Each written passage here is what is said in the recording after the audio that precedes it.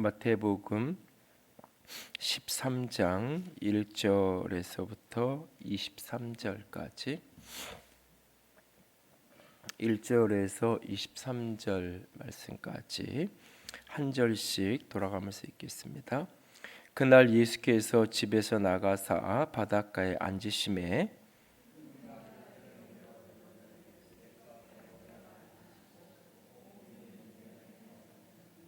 예수께서 비유로 여러 가지를 그들에게 말씀하여 이르시되 씨를 뿌리는 자가 뿌리러 나가서 더러는 흙이 얕은 돌밭에 떨어짐에 흙이 깊지 아니하므로 곧 싹이 나오나 더러는 가시떨기 위에 떨어짐에 가시가 자라서 기운을 막았고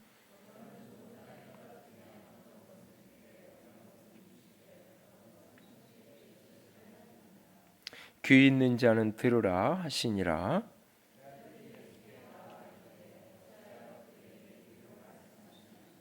대답하여 이르시되 천국의 비밀을 아는 것이 너희에게는 허락되었으나 그들에게는 아니 되었나니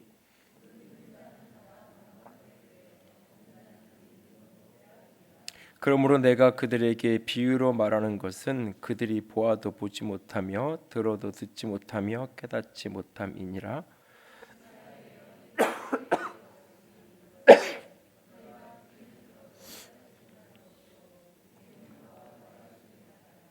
이 백성들의 마음이 완악하여져서 그 귀는 듣기에 둔하고 눈은 감았으니 이는 눈으로 보고 귀로 듣고 마음으로 깨달아 돌이켜 내게 고침을 받을까 두려워함이라 하였느니라.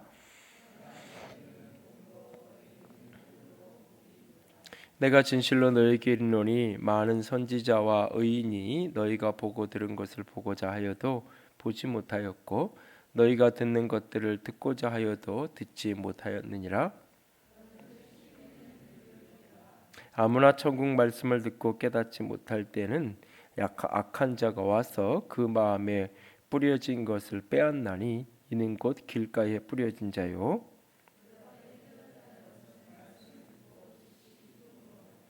그 속에 뿌리가 없어 잠시 견디다가 말씀으로 말미암아 환난이나 박해가 일어날 때에는 곧 넘어지는 자요.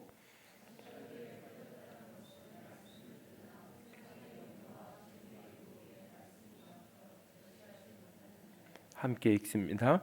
좋은 땅에 뿌려졌다는 것은 말씀을 듣고 깨닫는 자니 결실하여 어떤 것은 100배, 어떤 것은 60배, 어떤 것은 30배가 되느니라 하시더라.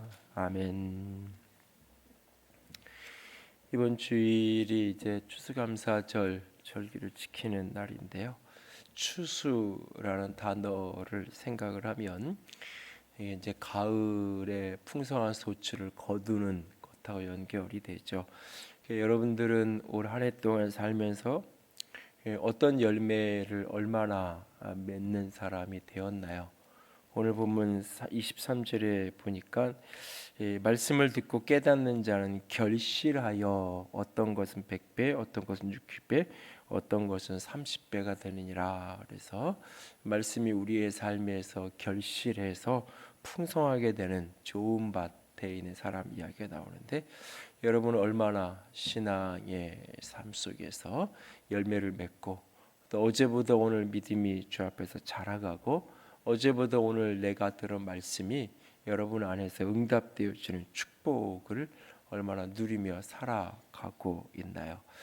우리가 어떻게 하면 열매 맺는 신앙인 결실하는 신앙인으로 살아갈 수 있을까라고 하는 것을 오늘 본문에 씨 뿌리는 비유라고 알려진 이 비유를 통해서 우리 주님이 우리에게 가르쳐 주고 계십니다. 그래서 예수님이 이제 집에서 나가서 이제 아마 이게 예수님이 이제 베이스 캠프 주로 예수님이 사역하던 지역이 가버나움. 그래서 그 동네에 베드로의 집도 있고 갈릴리 해변가에 있는 그곳에서 주로 예수님이 계셨는데 아마 그 어디만치일 거예요. 그래서 예수님이 바닷가에 나가니까 많은 사람들이 몰려오게 되고 예수님이 이제 배에 오르는 마치 이제 배 타고 이렇게 오르면 그게 이렇게 조금 높은 단처럼 저 밑에 사람들이 앞에 있고 그러면서 이제 말씀을 전하죠. 그리고 이제 바람이 이 해안에서부터 바다 쪽에서 이렇게 여다 갈릴리 호수 쪽에서부터 이 산 쪽으로 이제 바람이 불어오니까 자연스럽게 이제 이런 앰프 시절이 없어도 그만큼 소리가 조금이라도 더 멀리 바람을 뒤로 받아서 이렇게 있으니까 조금 더 멀리 가겠죠. 그런 어떤 위치에서 예수님께 서서 사람들에게 말씀을 전하는 것입니다. 이 씨를 뿌리는 사람이 있는데 가서 씨를 뿌리는데 그 씨가 떨어지는데 더러는 그게 이제 길가에 떨어지고 더러는 얕은 돌밭에 떨어지고 더러는 그것이 이제 가시 떨기 위에 떨어지게 되고 때로는 또 좋은 땅에 떨어지게 된다라고 이야기합니다. 그래서 길가에 떨어진 거는 새가 와서 금방 다 씨를 먹어버리고 그리고 이제 얕은 돌밭에 떨어진 것은 이 얕으니까 낮에 햇빛이 뜨거운 햇살을 내렸지면 그 햇볕에 이게 이제 말라 버려 가지고 씨가 다 말라서 열매를 맺을 수 없고 또 가시떨기에 있는 거는 그 가시나무가 생장력이 굉장히 강하니까 영양분을 다 뺏어 먹어가지고 또 결실하지 못하고 좋은 밭에 떨어진 그 씨는 30배, 60배, 100배의 결실을 맺는다. 귀 있는 자는 들으라라고 말씀을 하십니다. 여기까지 이렇게 이야기했을 때 이 씨는 뭐고 길가는 뭐고 뭐 이렇게 돌밭은 뭐고 이런 부분에 이제 질문, 의문들이 사람들에게 있겠죠. 그래서 이제 알아듣는 사람만 알아듣는 예수님이 이 말씀을 하시는 의도와 내용이 어떤 것인지를 알아듣는 사람 알아듣고 알아듣지 못하는 사람들은 못하는. 그래서 이제 그 10절 이하에 보면 천국 비밀이 이렇게 가려져 감춰져 있고 하나님이 원하는 사람들에게 그것이 열려져 있는. 그래서 이 말씀을 깨닫고 말씀 속에서 결국은 예수 그리스도를 보고 아는 사람들이 복 있는 사람이다라고 말씀을 하시죠. 그리고는 이제 이 18절 이하에서 예수님이 18절에서 23절까지 해서 이 비유를 설명을 해설을 해주고 있어요. 그러니까 성경에 나오는 여러 비유 가운데 이게 이제 씨 뿌리는 비유 뒤에 이제 또 등장하는 가라지 비유 이런 비유들은 성경 본문 안에 해석이 있어요. 해석이. 그러니까 성경 본문 안에 해석이 있는 거는 따로 더 많은 해석을 할 필요가 없어요. 그대로 그냥 받아들이면 돼요. 그런데 성경 안에 이미 해석이 있는데도 이것을 어떻게 자꾸 또 해석을 하려고 하는 그런 경우가 있고 그런 해석을 하면서 엉뚱한 이제 해석을 해서 이제 사람들을 혼돈하게 하고 그런 경우도 종종 보게 되는데요. 그래서 특별히 이 오늘도 제 방에 중앙일보를 이렇게 보는데 이게 아마 광고인지 기사인지를 정확하게 모르겠는데 간지로 들어온 건데 아마 광고인 것 같은데 마치 신문 전면인 것처럼 이제 그 신천지의 이제 광고 기사가 이제 뭐 이렇게 그 6개월 뭐 7개월 이렇게 그 성경 교습소에서 이렇게 훈련받은 사람들을 수료식하는 그래서 전국에서 이렇게 동시에 이제 여러 장소 한 4군데 장소에 한꺼번에 다 못 모으니까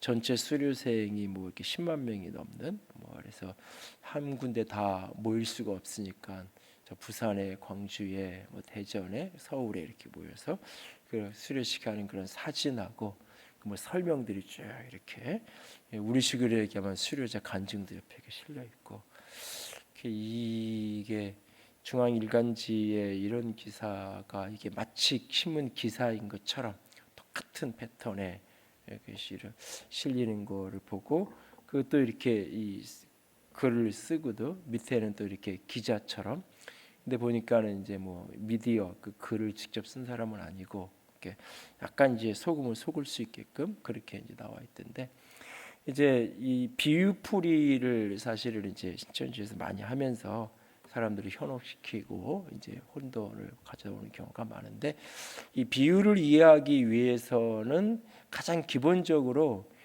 오늘의 관점으로 비유를 풀면 안 돼요. 그러니까는 비유를 자꾸 해석하고 풀 때 사람들이 자꾸 혼돈하는 게 뭐냐면 내가 생각하기에 이거 맞아, 기가 막히게 저거 맞는 것 같아라고 우리들의 문화적인 정황, 우리들이 사는 어떤 경험에 비추어 가지고 비유를 해석하면 안 돼요. 비유는 기본적으로 2000년 전에 예수님이 살던 그 시대의 사회 경제적인 상황, 문화적인 지리적인 상황을 충분히 이해하면서 비유들은 풀어가야 되는 거예요. 그렇지 않으면 비유는 자꾸 혼돈을 가져올 수 있어요. 그리고 비유는 비유예요. 그러니까 비유에서 말하고자 하는 핵심 포인트만 집어내야지, 비유에 있는 다른 부수적인 것들을, 예를 들면 부자와 나사로의 비유를 가지고 지옥은 이런 곳이야 라고 하는 이 교리적인 것을 만들어내면 안 돼요. 지옥은 그렇게 물 한 모금 이렇게 될 수 없고, 지옥에서 이렇게 앉아서 보면 저 위에 베드로 그 아브라함이 있는 걸 볼 수 있고, 뭐 지옥과 천국 사이에는 어떤 이렇게 이렇게 오갈 수 없는 어떤 계곡과 어떤 강이 있고, 그런데 멀리서 서로를 이렇게 볼 수는 있고, 이런 식으로 그 비유로 한 이야기를 가지고 교리를 만들어내는, 원리를 만들어내는 건 굉장히 조심해야 돼요. 그 비유가 주는 핵심적인 교훈이 뭐냐를 봐야지 부분을 가지고 지나치게 혼돈하면 안 됩니다. 특별히 이제 이 마태복음에 있는 비유는 당시의 농사와 이 고기 잡는 농사 일을 하는 배경, 그리고 디베랴 갈릴리 호숫가에서 고기를 잡는 배경이 그대로 들어와 있어요, 이 속에. 그래서 그런 어떤 문화적인 사회적인 상황을 충분히 이해하고 비유를 읽어야 돼요. 그러니까 오늘날 농사법으로 하면 씨를 뿌리기 전에 밭을 다 갖고 놓는 거잖아요. 밭을 다 갈아서 거기에 돌이 있으면 돌 다 이렇게 주워서 내고 거기에 이렇게 가시나무 있고 이렇게 이상한 뭐 예를 들면 칡넝쿨 같은 거 이런 게 있으면 다 뽑아서 다 빼내고, 그리고 땅을 다 갈아서 이렇게 골짜기를 만들고 이랑을 만들고 그래가지고 여기다 이렇게 씨를 뿌리면 되겠다라고 다 해놓고 그 자리에 갖다 이렇게 씨를 뿌리는 거잖아요. 씨를 뿌리는 거죠. 그러니까 우리의 이 농사, 특별히 2000년치 지난 지금의 농사법, 그러니까는 성경 시대의 포도나무는 지금처럼 이렇게 대를 세워가지고 이런 게 아니에요. 포도나무는 그냥 참외처럼, 그러니까 참외도 지금은 다 뭐 이렇게 이 뭐 오이 이런 것도 다 이렇게 하우스 같은 데서 대를 세워가지고 위로 넝쿨이 타고 올라가게끔 이렇게 하는데, 과거에는 다 그냥 바닥에 이렇게 그냥 바닥에 옆으로 이렇게 넝쿨로 이렇게 가서 이렇게 잎을 다 뒤져야 있고, 그래서 어떤 거는 좀 위리 썩어 있는 것도 있고 막 이런 경우를 만나는 거잖아요. 그러니까 포도도 처음에는 그렇게 사실은 농사를 지었어요. 그러다 대를 세우고 그래서 이렇게 얼려놓고, 이게 최근이에요. 그런 농사법이. 그러니까 요즘 시대에는 당연한 농사법이 그때는 그게 상상이 안 되던 이 포크에 2개짜리가 3개짜리 되는데 수천 년이 걸렸다 그러잖아요. 이 2개짜리 포크를 이걸 3개로 바꾸는데, 이게 사람의 생각이 전환을 가져오는 게 그만큼 힘든 거예요. 그러니까 이 농사를 짓는 이 상황에서 지금의 농사법으로 이야기하면 이 비유는 엉터리 비유예요. 그리고 이 비유 속에 지금 제일 문제 있는 사람은 농부가 문제예요. 왜 씨를 길가에 뿌려요? 왜 씨를? 농부가 게으른 농부인 거예요. 아니 가시덩굴 있으면 가시 뽑아내고 씨를 뿌려야지. 거기 이렇게 돌이 있으면 돌 다 걷어내고 씨를 심어야지. 그렇잖아요. 여러분이 그 뭐 주말 농장이라도 이렇게 해보는데, 그 주말 농장은 몇 년 했던 땅이면 괜찮은데, 이제 막 처음 하는데 주인이 적당히 이렇게 뭐 트랙터를 이렇게 구역만 만들어 놓은 주말 농장 같은 경우는 거기 다 가서 돌 해내고 이렇게 하잖아요. 그리고 그것도 한 3, 4년 계속 거기서 작물을 키웠으면 그 다음에는 이게 땅의 지력이 떨어지니까 좋은 흙을 갖다가 흙 가리도 해주고, 이건 다 농부가 해야 되는 일인 거잖아요. 농부가. 그러니까 우리 농사법으로 밭에 뭘 씨를 뿌려서 식물을 거두는 그런 농사법으로 이해하면 이 본문 이런 비유는 얼토당토 않은 이야기이고, 제일 잘못하는 게 농부인 거예요. 길가에 뿌려놓고 왜 길가에 원수가 와서 잡아먹었다고 이렇게 이야기를 하는지. 돌밭에 뿌린 사람의 잘못이지 돌밭인데 어떻게 열매를 맺겠어요. 그런데 이제 농사법이 지금하고 다른 거예요, 이게. 그래서 이게 이제 일반적으로 이제 그냥 머릿속에 상상을 하시면, 그 이렇게 여름 겨울이죠. 대보름이나 이럴 때 우리나라도 이렇게 논두렁 게 뚝 같은 거 이렇게 태우는 거 하잖아요. 싹 겨울이 되면서 싹 태워서 이렇게 새로 거기 이제 나도록 마치 그런 것처럼 이게 이렇게 이 지표면에 있는 얕은 어떤 풀들이나 이런 것들이 한번 싹 태워요. 그리고 덮어놓고 그 길을 이렇게 이 고랑과 이런 걸 다 만들어 놓고 씨를 뿌리는 그 자리에 여기 씨 뿌리는 자리야. 그래서 이렇게 만들어 놓고 거기다 이렇게 씨를 뿌리는 게 아니라 흙 뿌리듯이 그냥 이렇게 뿌리고 다니는 거예요. 여기저기다가 그냥 모내기 할 때 줄 맞춰가지고 심는 게 아니라 그냥 대강 던져놓고 그렇게 하는 것처럼 농사법 자체가 우리랑 농사법이 다른 거예요. 지금 흙 뿌리듯이 이렇게 하는 거예요. 그러면서 사람이 이렇게 다니는 거예요. 여기가 길이다라고 처음부터 길을 만들어놓고 길에 뿌린 게 아니라 이렇게 뿌린 거예요. 뿌리고 사람들이 계속 다니다 보니까 사람들이 2번 가고 3번 갈 때 다니던 길로 다니잖아요. 흙 뿌리다 보니까 그렇게 뿌려지는 거예요. 그리고 이게 그냥 그렇게 이게 지표면을 태워가지고 쫙 덮여 있으니까 어디가 돌이 좀 있는지 어디가 밑에 가시가 있는지 잘 구분이 안 돼요. 나중에 보니까 그게 이제 확인이 되는 거예요. 그러니까 이런 식의 지금하고는 전혀 다른 지금의 현대적인 농사법이 그냥 당연히 그렇게 하는 거지라고 생각하는 많은 농사법이 과거에는 그렇게 농사짓는 게 아니에요. 일항을 만들고 고랑을 파는 이것조차도 굉장히 많은 사실은 지금으로 얘기하면 엄청난 이렇게 진보를 가져온 과학적인 발견, 농사 기술의 발전 이런 걸 통해서 만들어낸 거지 처음부터 그렇게 된 게 아니란 말이죠. 그러니까 2000년 전에 이 농사법 속에서 그냥 흙 뿌리는 그런 상황. 그리고 어디엔가 싹이 나오는 걸 보고 여기가 좋은 땅이구나 하는 것을 나중에 거꾸로 알게 되는 거예요. 거꾸로 알게 되는. 그러니까 이 농사의 이야기를 가지고 와서 이제 말씀이 들려져서 말씀이 성장하고 자라고 결심 맺는 이야기를 하고 있는 거예요. 이게 말씀을 듣고 말씀이 그 속에서 열매 맺는 이야기다라는 것을 예수님이 뒤에서 18절 이하에서 이제 설명을 이제 해 주고 계신 거예요. 그러니까 여기서 씨는 뭐냐? 씨는 천국의 말씀이다. 천국 말씀이다. 그래서 19절에 보면 천국 말씀을 듣고 아무나 천국 말씀을 듣고 깨닫지 못할 때에 악한 자가 와서 그 마음에 뿌려진 것을 빼앗나니 악한 자가 뿌려진 것을 빼앗는다 그랬어요. 앞에 3절 4절에 보면 뿌릴 때에 더러는 길가가 떨어지니까 새들이 와서 먹어버렸다라고 말해요. 뿌려진 게 뭐냐면 씨였고 그것을 길가에 떨어지니까 그게 그대로 있으니까 새들이 와서 그 곡식을 나다를 집어 먹은 그런 모습. 그런 것처럼 하나님의 말씀이 이 씨는 말씀을 상징하는 거고 말씀이 우리의 마음에 떨어지는데 이게 깨달음이 되어야 되는데 떨어진 말씀이 이해가 되어야 되는데 떨어진 말씀이 이해되지 않는 거예요. 깨달아지지 않는 거예요. 그러니까 그 상태로 그대로 있는 거예요. 말씀이 내 속으로 들어가야 되나 들어가지 못한 상태로 그대로 있으니까 악한 자가 와서 사단이 와서 그 말씀을 다 이렇게 집어가서 삼켜버리는, 그러니까 결국은 열매를 맺을 수 없는 이야기, 그 길가에 대한 이야기를 하나 여기서 하시고, 두 번째로 이제는 그 돌밭에 돌이 얇게 있는데 거기에 떨어졌으니까 이게 햇빛이 뜨거우니까 이스라엘의 이 중동지방의 낮에 햇빛이 엄청 뜨거우니까 그래서 이제 햇빛을 그냥 받는 거 오히려 너울을 쓰고 이게 더 시원하다고 얘기하잖아요. 굉장히 건조한 상태. 우리는 여름에 습도가 많으면서 더운데 굉장히 건조한 상태에서 뜨거운 햇살이 내려지니까 쉽게 표면에 있는 얕은 흙이 쉽게 말라버린단 말이야.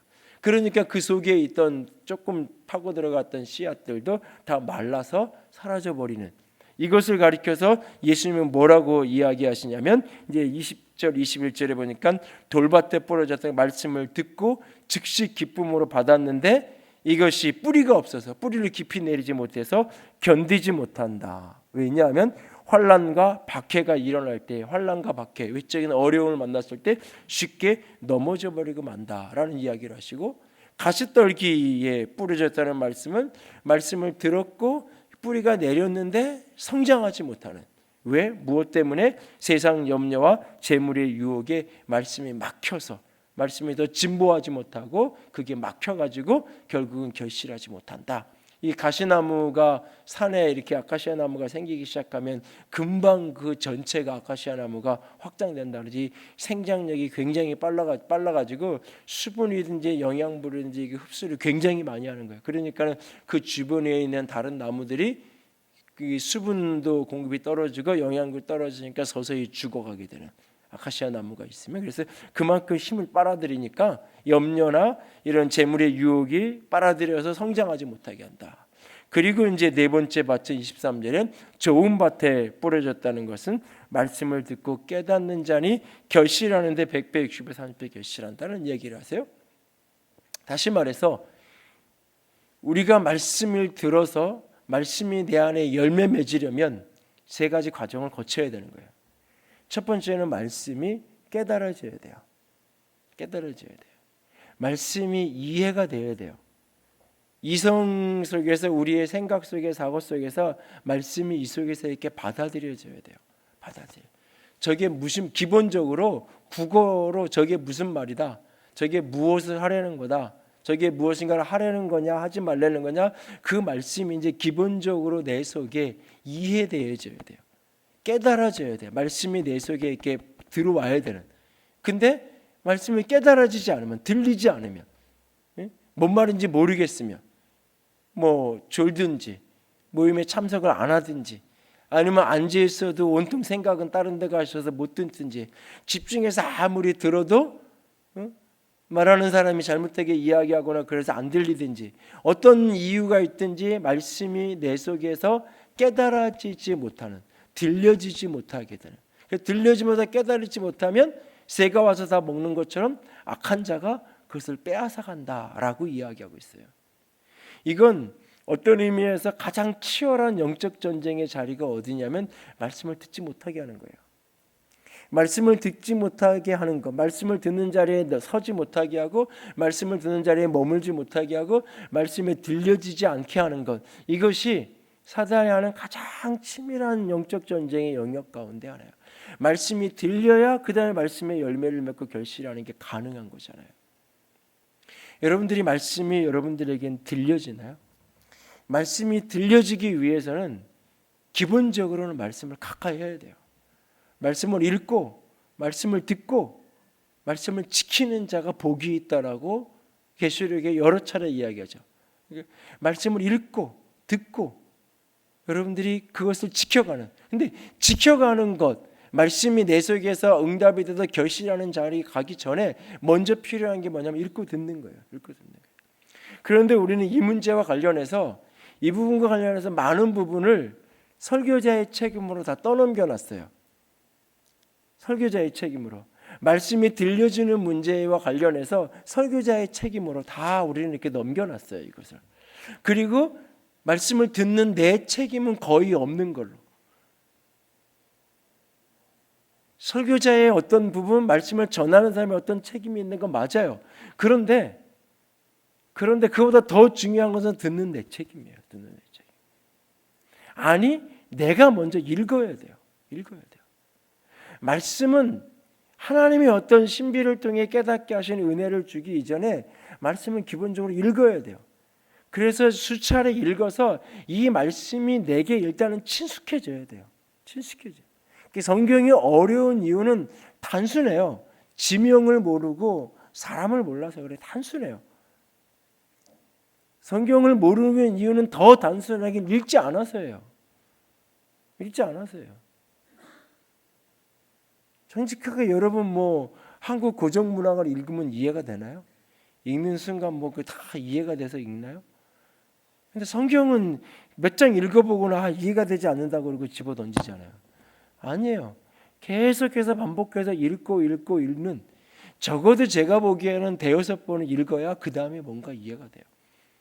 그러니까 성경 전체를 다 읽겠다고 먼저 하지 말고 창세기, 출애굽기 하고 구약에서 2개, 또 굳이 더 읽는다면 여호수아서나 사무엘서, 여호수아에 대한 거, 다윗의 이야기 정도를 읽고, 그 다음에 신약성경 복음서 한 권, 요한복음이나 마가복음이나 가장 쉬운 복음서 읽고, 서신서의 로마서 하나, 그리고 요한계시록 정도, 이렇게 한 대여섯 권의 성경만 먼저 뽑아가지고 어쨌든 그거를 대여섯 번 읽으라고.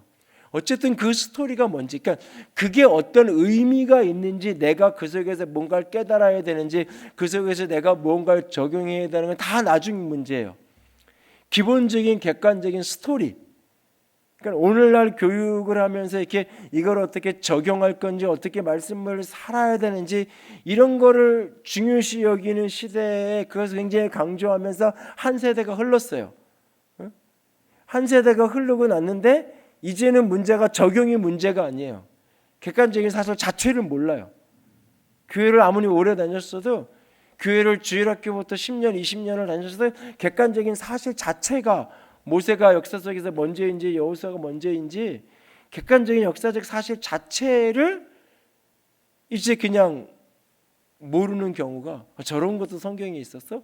저런 게 성경에 있는 이야기야? 라고 하는 식의 객관적인 사실 자체를 일단 정보를 알아야 그 다음에 그걸 적용을 하고 순종을 하고 다 이건 나중 문제인 거예요.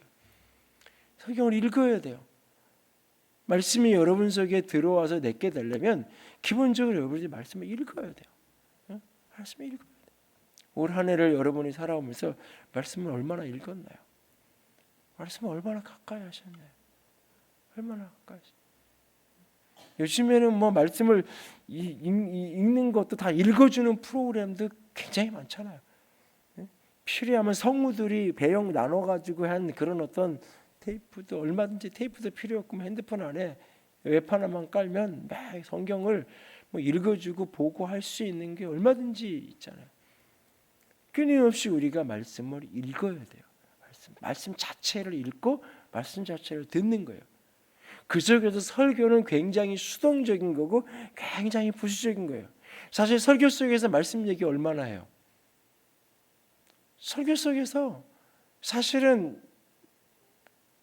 이런 금요일날이나 수요일날은 조금 덜하지만 주일날 설교하다 보면 많은 이야기가 예화고 사랑하는 이야기들이 들어있고 성경 자체에 대한 이야기, 본문을 어떻게 적용하고 그런 사례들을 이렇게 이야기하는 내용이 대부분이지, 사실은 본문 자체를 해석하는데 긴 시간을 들이지 않잖아요. 저도 본문 자체를 일일이 이게 이런 뜻이게 해석하는데 많은 시간을 소요하지 않잖아요. 사실은 그냥 설교를 들은 거지 엄밀한 의미에서는 성경을 들은 게 아닌 경우도 많아요. 사실은 그냥 성경을 어느 정도 풀어놓은 이야기를 한 편 들은 거예요. 그런데 그 한 편이 들은 게 내가 말씀을 많이 들은 거고, 그 한 편이 내게 오늘 부딪혔고 뭔가 깨달음이 있었으면 굉장히 좋은 말씀을 들은 거고, 그 한 편의 말씀으로 내가 일주일을 붙들고 살 수 있고, 넌센스예요. 사실은 그냥 호흡기 끼워놓은 사람 죽지 않게 믿음 포기하지 않게 그냥 믿는다는 그냥 이렇게 명목 가지고 살아갈 수 있게, 사실은 산소호흡기 하나 끼워서 거기에 적당히 죽지 않을 만큼의 산소를 공급해주는 수준, 그게 사실 일주일에 설교 한번 듣는 거예요. 그 수준이. 근데 그 수준도 안 되는 신앙인들이 많고, 그 수준 유지하면 나 말씀 가까이 하고 나 말씀 많이 알고 말씀 잘 듣고 있고, 우리 목사님 설교 탁월하게 하고, 근데 막상 만나서 이야기를 건네보면 막상 유명한 목사님 교회를 다닌다 그러고 성경 많이 배웠다고 이런 훈련 했다가 얘기하는데, 몇 가지 물어보면 하나도 모르는, 가장 기본적인 데이터도 틀리기도 하고, 성경을 얼마나 읽어봤는지 가까이 해봤는지 물어보면 이런 책 저런 책들 경건 서적은 뭐 설교집들은 몇 권을 읽었다고 얘기하는데 정작 성경은 읽어본 적이 별로 없는. 기본적으로 가장 중요한 게 이 텍스트 자체를 읽는 거예요. 성경 자체를 읽고 성경 자체가 내게 친숙해져야 돼요. 그러면 말씀이 생명이기 때문에, 말씀이 씨앗 자체가 생명이잖아요. 생명. 그러니까 말씀이 내 속에 자꾸 듣고 들으면 이 말씀이 내 속으로 뚫고 들어가게 되는 거예요. 말씀이 내 속에 뚫고 들어가는 거예요. 말씀이. 그 말씀 내 능력이 나를 바꿔놓고 변화시킬 수 있어요. 그러니까는 여러분들이 자꾸 좋은 설교를 찾아서 돌아다니지 마세요. 좋은 설교를 너무 많이 들으려고도 애쓰지 마세요.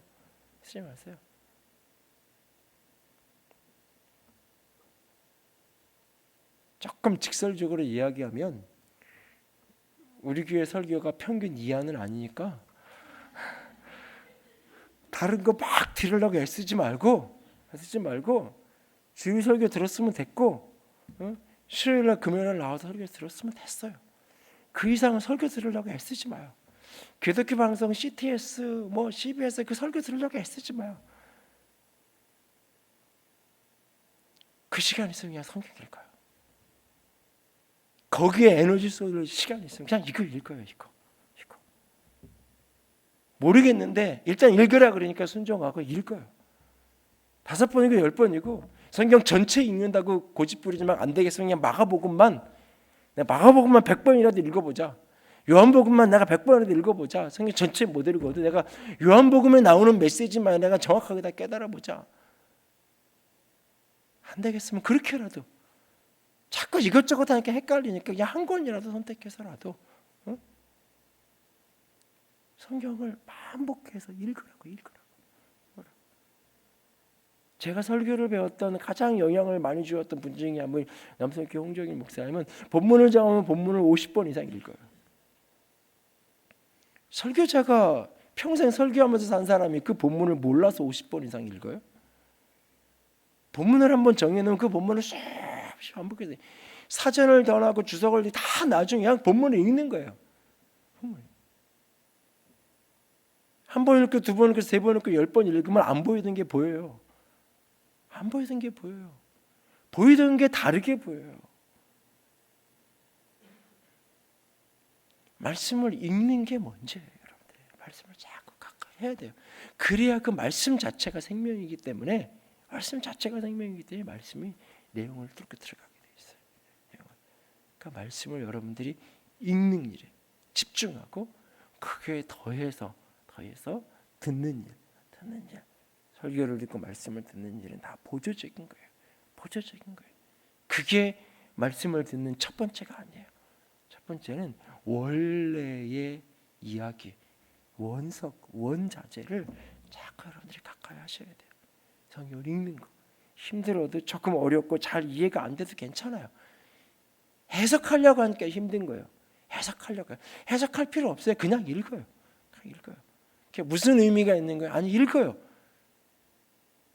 한 10번 읽어봐요. 그러면 무슨 의미인지 모르겠는 게 아니라 질문이 생겨요. 이게 무슨 뜻일까? 질문이 얼토당토하는 질문이 아니라 그럴듯한 의문이 생기기 시작해요.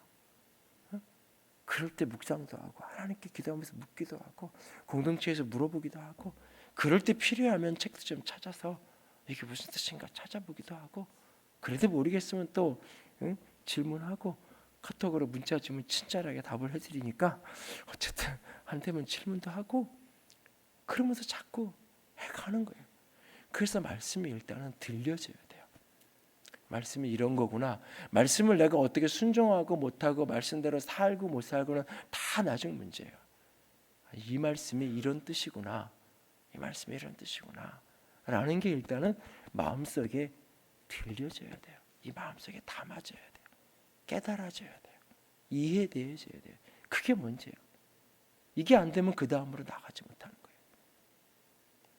그렇게 말씀이 들려졌어요. 말씀이 들려진 것을 오늘 뭐라고 표현하냐면 20절에는 말씀을 듣고 즉시 기쁨으로 받되 말씀이 깨달아지면서 그 속에 나오는 게 기쁨이에요. 희열이에요. 이게 느껴지기 시작하면 성경이 읽어져요.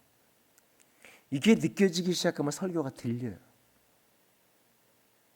설교가 깨달아지고 설교가 들리면서 내 속에 기쁨이 생겨요. 그 내용이 내게 마음에 들어서가 아니라 그 내용이 어떻든지 상관없이 말씀이 들려지면서 말씀 속에서 말씀이 들리는 내 내면에 기쁨이 생겨요.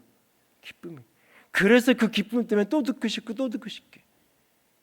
그런데 이게 설교를 찾는 게 아니라 성경을 읽는데 성경을 읽어가면서 이 말씀이 해석되고 깨달아지면서 내 안에 기쁨이 생겨요. 내 안에 말씀이 심겨져서 그 말씀이 내 속에서 움직이면서 이게 깨달아지면서 내 안에 알 수 없는 기쁨이 내 속에서 일어나기 시작해요. 그 기쁨, 그 맛 때문에 성경을 읽게 되고 또 하게 되고 또 하게 되는 거예요. 여러분, 운동을 하다 보면 운동이 의무가 되고 다이어트를 위해서 뭐 몸을 만들어야 돼서 억지로 하잖아요. 그런데 어느 시점 지나가면 운동이 재밌어서 한다 그러잖아요. 재밌어서. 며칠 전에 뭐 TV를 우연히 보니까 그 김종국 씨인가 뭐 그런 얘기하는데 그 연애하다가 이렇게 뭐 부부간에 이렇게 집에서 이렇게 신혼 부부, 이렇게 젊은 부부들 이렇게 나오면서 부인한테 속인, 부인 몰래 다른 뭐 일 있다고 이제 이렇게 거짓말하고 다른 거 했던 그런 경험들을 뭐 이렇게 이야기하는데 말해놓고 사실대로 말 안 하는 그런 경험들 이야기하는데 김종국 씨가 뭐 그런 얘기하더라고요. 자기는 이제 결혼을 안 했으니까 옛날 연애 시절에 사실 자기가 여자친구 있는데 운동이 너무 좋아가지고 운동 갔다 오고는 운동 갔다 오고 말 못하고 다른 걸로 둘러대. 오늘 뭐 녹음 있고 일 있다고 여자친구가 만나자 그러는데 일 있다고 둘러대고는 운동 갔다 왔다고. 결국은 헤어진 것도 운동이 더 좋아서 뭐 그런 얘기 하던데, 하여튼간 그 얘기를 가만히 듣고는 참 정신 나간 사람도 있다 뭐 이런 생각을 그 운동이 그렇게 좋은가 뭐 이런 생각을 해본 적이 있는데, 좋으니까 하는 거거든요. 좋으니까. 처음에는 억지로 끌려다서 배우다가 어느 날 그게 좋아지잖아요. 시키지 않아도 하는 거잖아요. 시키지 않아도. 말씀이 내 안에 깨달아지는 거예요. 그래서 그 속에서 기쁨이 생기는 거예요. 기쁨이. 그래서 말씀이 일으켜지기 시작하는 거예요. 설교가 들려지기 시작하는 거예요. 왜 그렇게 그런 시간 낭비하면서 성경 공부하러 다녀? 왜 그런 시간에 오히려 잠자고 뭐 하나 더 하면 되지? 무슨 교회를 그렇게 가?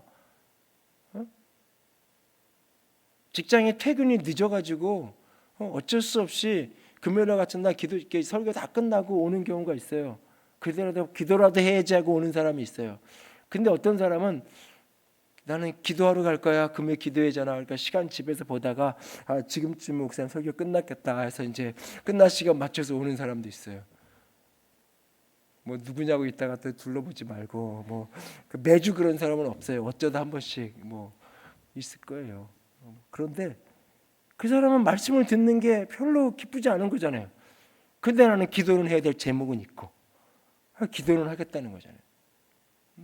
때로는 어떤 분은 말씀은 듣는 게 기쁘고 좋은데 기도하는 거 너무 피곤하고 힘드니까 말씀을 듣고 기도는 이제 기도회라고 나왔는데 말씀 듣고 났으니까 다 끝났고 날 할 일 다 했으니까 챙겨서 가기도 하고, 오늘 이런 얘기 들었으니까 이제 끝나고 챙겨도 못 가는 거예요 이제. 근데 이렇게 내 안에 기쁨이 생기면 하는 거예요. 기쁨이 생기면.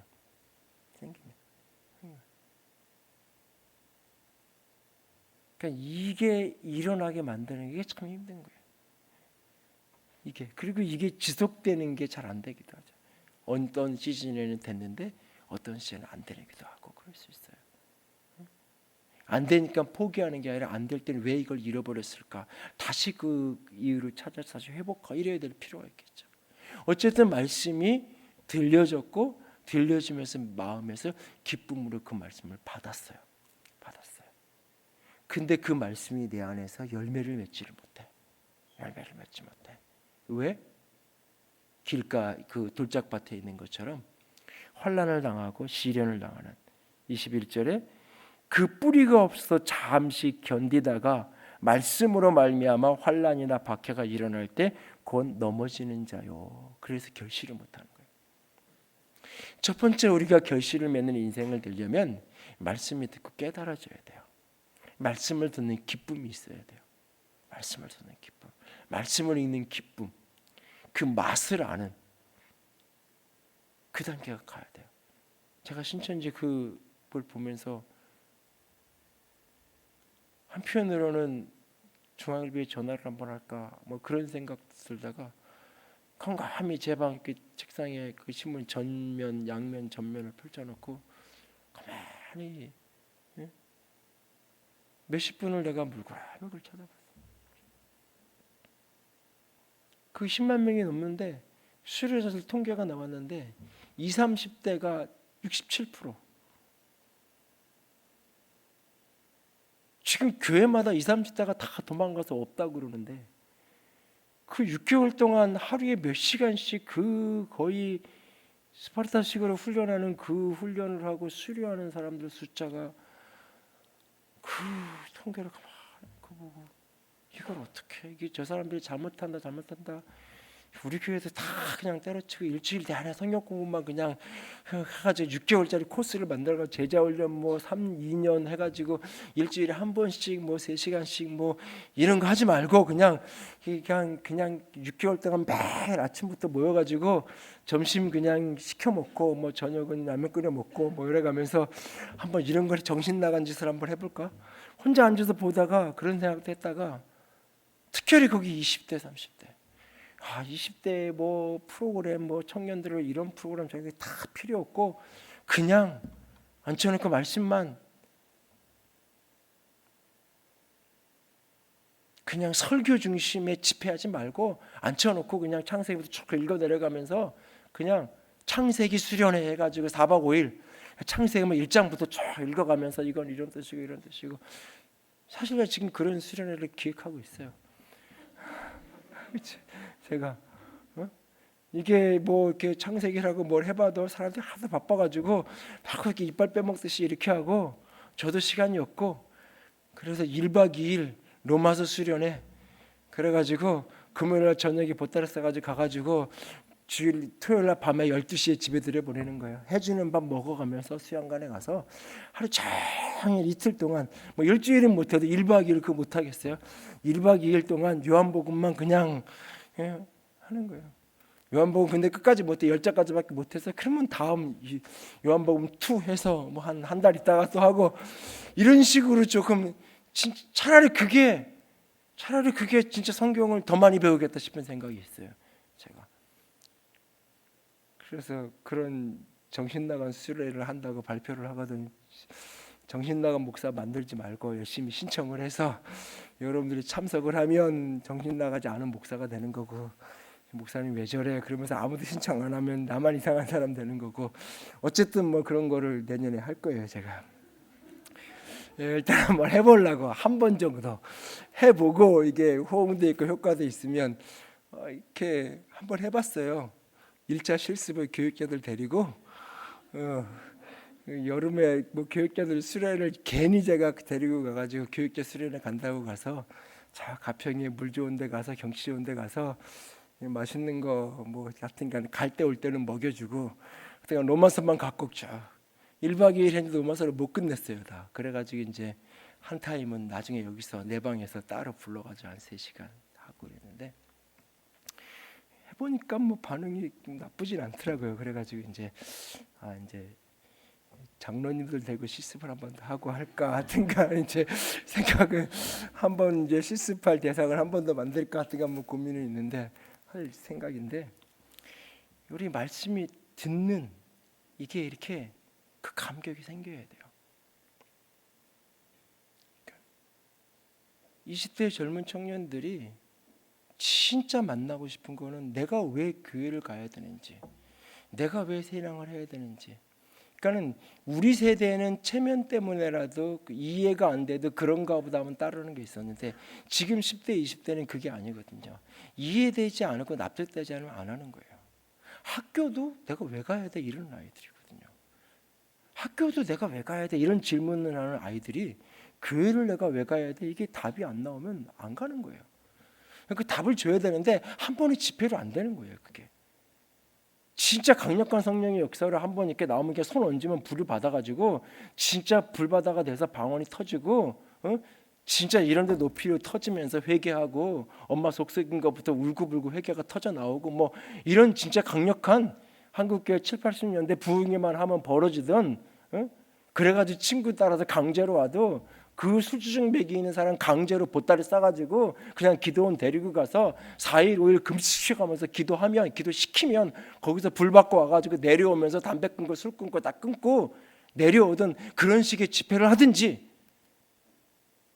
이것도 한번 해보려고 그래요. 사실은 진짜 나 제목 딱 정하고 성령 체험 2박 3일 내내 뭐 해주는 밥 먹어가면서 오직 성령 체험하게 해달라고 하나님을 신비를 만날 수 있게 해달라고 말씀 나누고 기도하고 그것만 목표로 해서 가는 거예요. 그거 원하는 사람들만, 원하지 않는 사람은 안 와도 되고, 그거 체험을 시키든지 아니면 말씀을 그렇게 깨닫게 해서 3일이고 일주일이고 붙들고 해서 내가 왜 예수를 믿어야 되는지, 예수 믿는 사람은 왜 꼭 교회 생활을 해야 되는지 그게 알아줘야 되는 거잖아요. 깨달아줘야 되는 거잖아요. 그게 그 깨달아지지 않아도 그냥 뭔가 조금 느낌만 있어도 그냥 한 번, 두 번 하다 보면 가던 세대가 아니란 말이에요. 지금 세대는 10대, 20대는 그게 설명이 돼요. 납득이 돼야 돼요. 그게 안 되면 어떤 아이도 다 떠날 수 있는 거예요. 다 떠날 수 있는 거예요. 말씀이 들어서 깨달아져야 돼요. 근데 두 번째로 깨달아졌으면 이제는 필요한 게 뭐냐면 견디는 거예요. 말씀대로 살아가는 삶에 견디는 게 필요해요. 믿음의 또 다른 말은 견디는 거예요. 믿음의 또 다른 말은 버티는 거예요.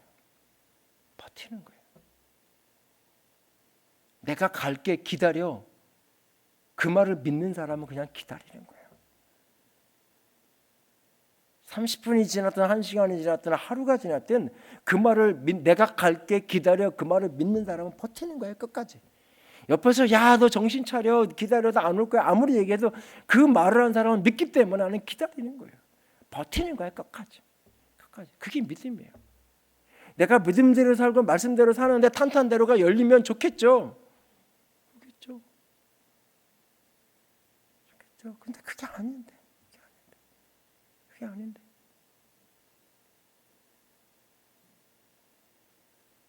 여러분들 그냥 답답할 때 있잖아. 연초만 되면 때로는 이렇게 뭐 11조 같은 거 작정하고 내가 이 올해는 해야지 하고 하잖아요. 그래서 한 2달쯤 했더니 3월 달쯤 보너스가 나오는데 예시치 않는 보너스가 탁 나오고 한 6개월쯤 했더니 7월 달쯤에 막 승진이 되고 뭐 연말쯤 됐더니 뭐 이렇게 아들이 장학금 타오고 뭐 이런 일이 벌어지면 안 할 사람이 누가 있겠어요? 안 할 사람이 누가 있겠어요? 근데 3월쯤 갔더니 나오기라는 보너스까지 연말정산했더니 오히려 돈 토해내라 그러고 뭐 7월 달쯤 돼서 승진할 철 이번에는 승진 당연히 되겠지 그랬는데 떨어지고 아들은 시험 보고 와가지고 시험 망쳤다고 울고 있고 뭐 이런 일이 벌어지면 뭐 거기까지 연말까지 가지도 않자 6월쯤 이미 포기하고 안 되겠다. 믿음은 견디는 거예요. 하나님의 말씀이 내게 받아지면 견디는 거예요. 주께서 말씀하신 말씀을 붙들고 걸어가는 거예요. 하나님이 합력하여 선을 이루게 했다고 하셨으니까 버티는 거예요. 버티는 게 믿음이에요. 환난과 시련과 박해를 견뎌내는. 말씀을 들을 때는 좋았는데 너무 행복했는데 이 말씀대로 삶의 현장으로 가서 사랑하라고 해서 사랑하려니 견뎌야 해요.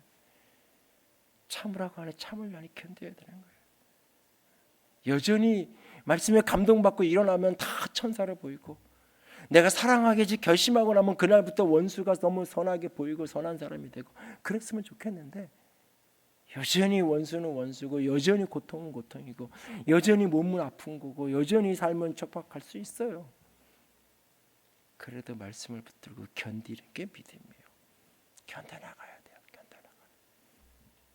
그런데 견뎌나가는 그를 견디지 못하도록 힘을 빼내는 꾸역꾸역 환난과 핍박과 어려움을 견뎌내면서 그래도 견뎌야지. 그래도 끝까지 이겨야지. 하나님이 선하신데 이루게 하실 거야. 믿음을 갖고 가는데 그에게 힘을 빼는 기운을 빼놓는 그거 오늘 본문에 보면 재물의 염려와 이 세상의 염려와 재물의 유혹이라고 표현하고 있죠. 힘을 빼놓는 것. 하나는 염려, 하나는 유혹. 염려와 유혹. 저는 제가 청년부를 할 때나 그 어간의 이유를 이렇게 보고 그 다음 세대 저보다 조금 어린 세대까지는 청년 때는 좀 겁없는 게 있었어요. 믿음 생활을 하는 청년들도 겁 없이 나 선교하겠다 그러고, 이런 뭐 이렇게 단기 선교 이런 걸 해도 조금은 무모해 보여도 진짜 돈 대책 하나도 없는데도 가겠다 그러고, 뭐 결국은 그래서 뭐 간사만 여전히 힘들게 만들고 뭐 그랬어도 어쨌든 뭐 간다 그러고 그러던 세대가 있었어요. 하나님께 헌신하는 것도 그렇게, 왜? 뭐 없으면 다시 시작하면 되고 뭐 다시 시작하면 이런 게 있었어요. 근데 제가 요즘 느끼는 것 중에 하나는 재물에 대한, 물질에 대한 염려가 오히려 40, 50대보다 10대, 20대가 더 많아요.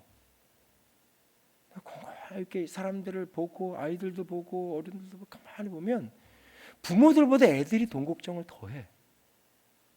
가만히 보면 그게 뭐 어디서부터 뭐 때문인지 모르겠는데, 뭐 때문인지 모르겠는데 더 해요.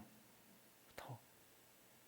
그러니까 애들도 많고 막 이렇게 힘들고 이러다 보니까는 내가 겁없이 헌금도 하고 막 헌신하고 살다가 어느 날 좀 이렇게 나이도 들고 애들도 좀 크고 그런데 상편이 좀 이렇게 잘 마음대로 안 되고 그러다 보니까 옛날엔 정신없이 이렇게 헌신했는데 이제는 좀 나도 가족도 졸봐야지 뭐 이러면서 이렇게 좀 가면서 이렇게 마음이 좀 좁아지고 이런 게 아니라 이미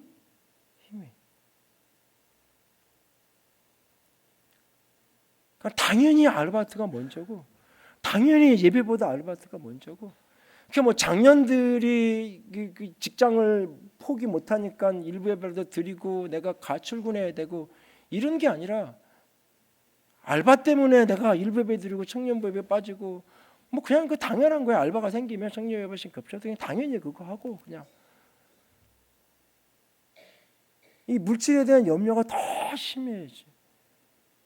그러니까 말씀이 뚫고 못 들어가는, 특별히 어린 세대에게 말씀이 영향력이 무력화가 되는 가장 중요한 이유 중에 하나가 나는 여기 있다고 생각해요. 이 생활에 대한 염려, 내일에 대한 불안감, 이게 사회 전체가 불안정한 사회가 되어지고 미래가 불안정한 이런 뉴스들이 엄청 계속해서 쏟아지면서 이게 가득하면서 어린 세대일수록 더 그런 게 힘든 세상에 대한 염려, 불안, 물질에 대한 유혹, 이것이 기운을 다 빼놓는 거죠. 꾸역꾸역 버티고 있던 사람들을 이 염려와 유혹이 기운을 다 빼놓으니까 바짝 말라버리는 거예요. 열매가 없는 거죠. 열매가 없는 거예요. 말씀이 삶을 움직여가지 못하고, 말씀이 능력이 돼서 삶에서 경험되지 못하고, 말씀이 능력이 돼서 불가능을 가능으로 바꿔내지도 못하고, 그러니까 성경은 그냥 성경의 이야기, 점점 옛날 이야기, 점점 기독교 경전 속에 있는 한 이야기, 나랑은 관계없는 이야기, 목사님이나 장로님이나 우리 부모님들하고는 조금 관계 있고 나랑은 관계없는 이야기.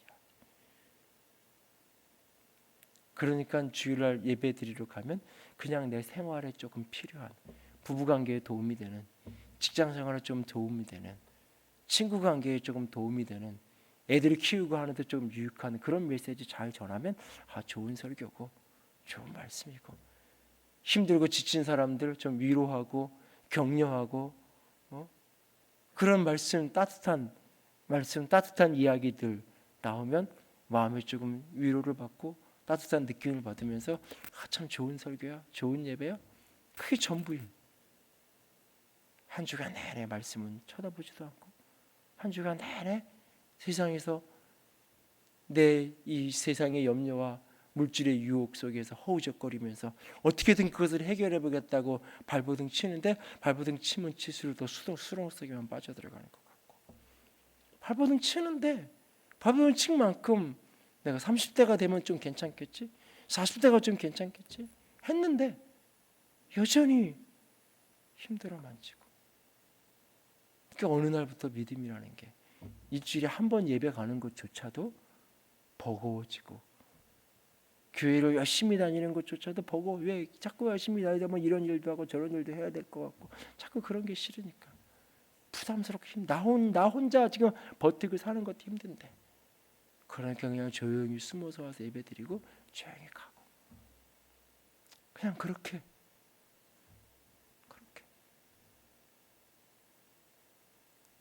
오늘 저와 여러분의 삶에 말씀이 축복으로 열매 맺는 결실하는 저와 여러분이 될 수 있기 원합니다. 우리 교회가 말씀이 생명에 대해서 말씀의 열매가 있고 말씀의 간증이 있는 그런 공동체가 될 수 있기 원합니다. 세 가지를 위해서 기도하시고 세 가지를 위해서 치열하게 싸우세요. 말씀이 깨달아지기 위해서, 다른 말로 말씀이 기쁨으로 받아지기 위해서 치열하게 싸우세요. 두 번째로, 말씀대로 살아갈 때 부딪히는 수많은 조롱과 핍박과 환난을 끝까지 견뎌내세요. 말씀대로 살면서 끝까지 하나님의 약속을 붙들고 버티는 사람이 되세요.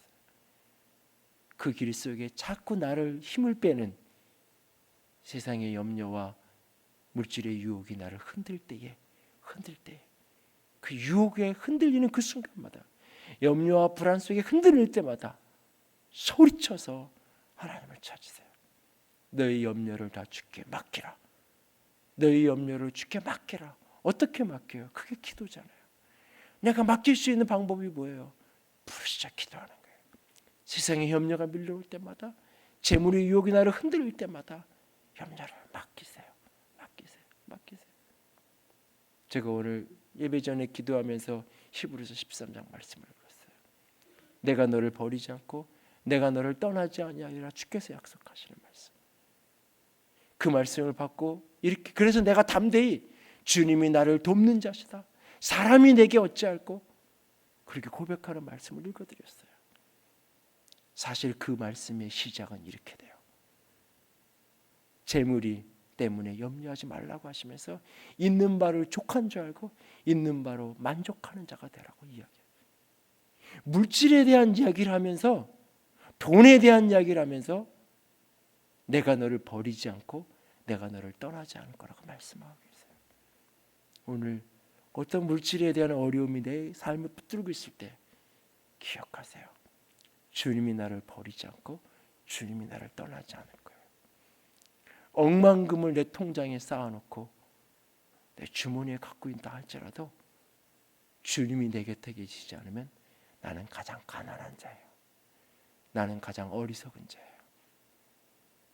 그러나 온 천하의 주인이 되신 그분이 나와 함께 계신다면, 그분이 나와 함께 하신다면 세상이 나를 이길 수 없어요. 우리는 세상을 이기는 자로 세상을 살아갈 수 있을 거예요. 그 하나님을 믿고 끊임없이 내 염려와 유혹을 주님께 부르짖어 하랬어요. 주님께서 여러분 곁에서 함께 하시는 증거 보이시고 표적을 보이시고 함께하는 능력으로 세상을 이기게 주께서 도와주실 거예요. 그 주를 믿고 오늘도 승리하는 이 열매가 있는, 결실 있는 우리가 될 수 있기를 주님의 이름으로 부탁을 드립니다. 같이 기도합시다. 오늘 말씀을 붙들고 기도합시다. 하나님, 말씀이 들려지는 축복을 주세요. 내 귀가 열려지게 하시고 내 눈이 열려지게 해주세요. 말씀을 읽을 때 아버지 하나님이여 깨달아지게 도와주세요. 말씀이 기쁨으로 받아질 수 있게 도와주세요라고 기도하시고, 아버지 끝까지 말씀을 붙들고 버틸 수 있는 힘을 달라고, 인내를 달라 끝까지 견딜 수 있는 능력 달라고 기도하시고, 여러분 안에 있는 염려, 여러분 안에 있는 유혹 다 주님께 부르짖어. 내 안에 있는 하나님 이런 것이 불안하고 이런 것이 염려가 되고 이런 것이 오늘 나도 내가 흔들리고 있습니다라고 주님 앞에 솔직하게 고백하면서 기도하세요. 같이 기도합니다. 사랑의 하나님, 영광의 하나님.